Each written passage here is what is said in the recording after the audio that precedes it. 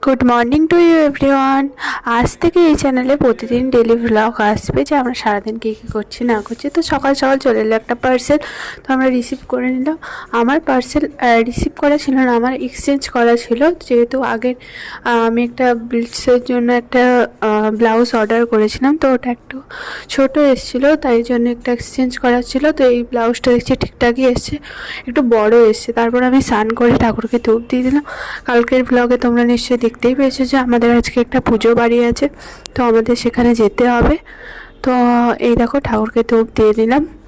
তারপর আমি একটু রেডি হতে বসবো, যেহেতু একটু তো সানস্ক্রিন মাখতেই হবে সকাল সকাল, যেহেতু বাইরে রোদ উঠে গেছে। আমরা তো সকালবেলা একটু কাজ নিয়ে বসেছিলাম, তো কিছু খাওয়া হয়নি। যাই হোক, গিয়ে একটু পুষ্পাঞ্জলিও দেওয়া হয়ে যাবে।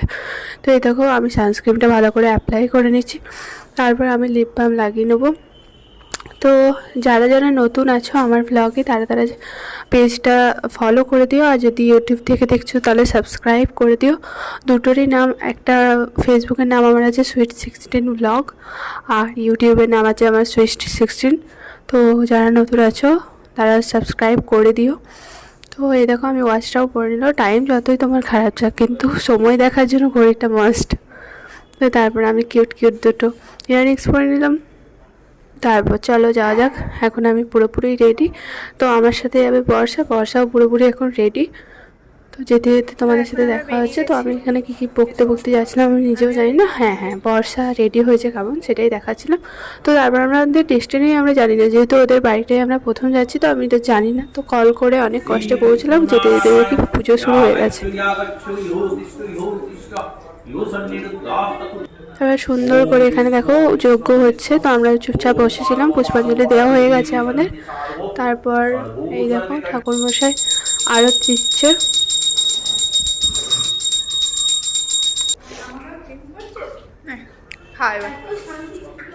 ওরকম রিয়াকশনটাও দে।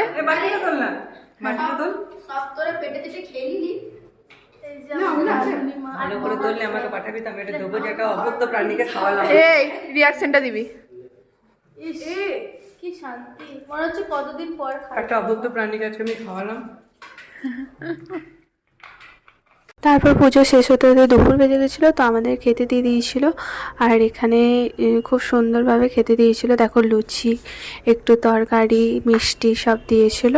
তো আমরা তাড়াতাড়ি ঠাকুরের প্রসাদ খেয়ে বাড়ির দিকে রওনা দেবো। তার আগে খাওয়ার সময় তো সবাই মিলে একটু বসে গল্প হচ্ছিলো। আমি ব্লগটা স্টার্ট করেছি দেখে সবাই চুপ হয়ে গেছে, দেখতেই পাচ্ছ।